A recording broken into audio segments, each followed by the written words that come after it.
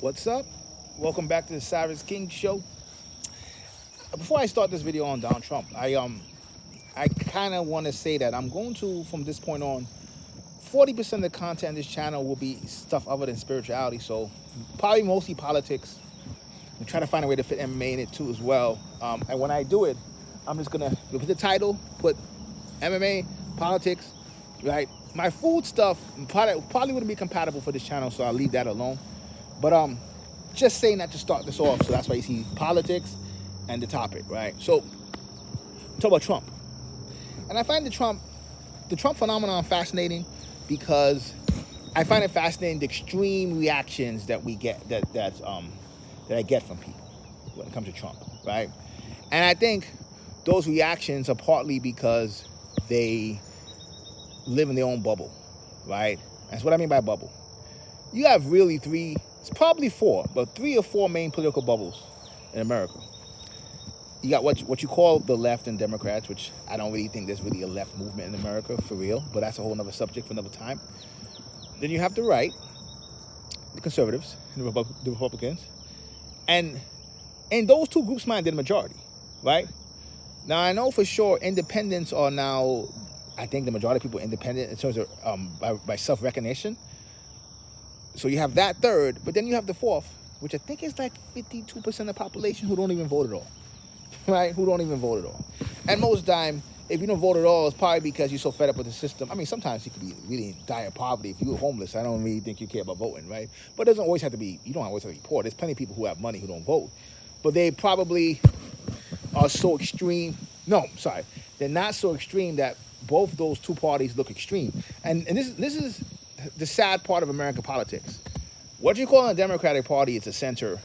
It's in the center. The Republicans are center right. No, I'm sorry. The Republicans are right. Democrats are center right. So that's why sometimes it's really all about who you compare yourself to. Because if you say, like, we go all the way right wing, you get straight Nazis, right? You go left wing, there's no real, I would say, hey man, the phone. There's no real, what's the word? Left wing movement in America. I mean, even when you say you're a socialist, people automatically say communist, which tells you they don't even know the difference, right? So there's no real left wing in America. You got people really believe Bernie Sanders was a leftist. But yeah, if you go to Europe or Latin America, Bernie Sanders will be probably in the center, especially in Europe. Actually, Latin America too, he'd be in the center, right? Bernie Sanders is no Hugo Chavez. So when you look at it from that angle, and that's important because the first two groups, the Democrats, Republicans, the right and left, they're in their own bubbles. And I'm gonna make a separate video about how you can tell, like, the reason why we need more domestic traveling in America, because a lot of people say they travel, they talk about international travel, but we need more domestic travel. And that's partly because when you're in your bubble, the world seems very different from your bubble. So mind you, when you're in the Democratic bubble, you believe Trump's corrupt, right? And you believe the Democrats not corrupt? You wouldn't believe that. You believe George Bush would have been convicted of war crimes if he was in any other country. That guy killed 1 million Iraqis, right? In a much more brutal war than anything going on now. Yet, Democrats sometimes brag about how Bush and people like him, neocons like Bill Kristol, are in the Democratic Party now, right? That's where we at right now, where you brag that we got Republicans with us. Colin Powell, when he's alive, he didn't like Donald Trump. That's what you're bragging about, right? And you got people like Dick Cheney, and Dick Cheney and them wouldn't have stopped. You remember when they said access to evil? They wanted to do more wars, right? They wanted to make war like a straight business. That's corrupt on a whole different level, right? I mean, you remember the Iraq War, how that sparked the war movement? Where all those people now, when Trump got in office, the Republicans got in office, that all the anti-war movement, not to be heard of. And I always tell people this, and it's hard, because I get it. Foreign policy is what matters. Even if you believe you don't care what's going on in other countries, this is a global empire. So let me put this in street talk, since some people can't understand this. If you were engaging in Mexican cartels or Colombian cartels, right, which are transnational groups, right, the majority of their income I don't know why this is so hard to understand, doesn't come from Mexico or Colombia, right? So you would have to pay attention what they do in other countries. This is not that deep. We have a global empire. For you to say you don't care about, the only way I can believe that you say that, and again, I can't even believe it because we live in a capitalist society and a lot of our strength is projecting our power globally, right? So when you say, so even when you say like I'm a non-interventionist, I'm a type of guy where I'll pull every troop home, right? I will secure the borders and pull everybody home. For me personally, right? But I also understand that's not really realistic in terms of, I don't even want to say the elite agenda, how we evolved as a country, in a sense, right? Literally. And that's how you know there's no left-wing movement in America, because I was a Pan-African communist, right? Communist starts in my 20s. Pan-African probably will never die. I'll always be Pan-African at heart. You know, you grow and you introduce new ideas, and then what's called Pan-Africanism now is a joke. That's a whole nother story. That should be a separate video, right? But there's some truth to the fact that, take Russia and Ukraine. There are people on the left, who so-called left in America, who actually thought we're defending Ukrainian lives. And they actually think Putin is the bad guy, right? Even though when you really, and again, I'm not even saying he's not a bad guy. I'm saying when you talk about it from the aspect of left or right, anybody in the left, real left, most people, and again, individuals different, but real left, organizations, no one backed Russia. In fact, in what we call the Global South is everywhere outside America and Europe. Most backed Russia over Ukraine. And the American narcissists that we have never understood why, right? That's how you know. Real leftists is about engaging power, right? And power that's misused, whether it's white supremacy, whatever you want to call it, right? And they don't do that because they back Ukraine. When you back the Palestine war, or let's say the conflict in Gaza, that's a little bit easier as a leftist in America. It's a little bit easier. Because I mentioned Pan-African, there's been Pan-African circles since Malcolm X time, there was people here talking about Palestine. That's not a new topic, right? That's easier to back, right? Because what people don't really realize is because it's really one party, the same people who talk about right or left, I kind of like some stuff Tucker Carlson has been doing, but I can't erase his stupidity in the past. He said he was stupid to back the Iraq war. But here's the thing. People are paid to be wrong in the moment.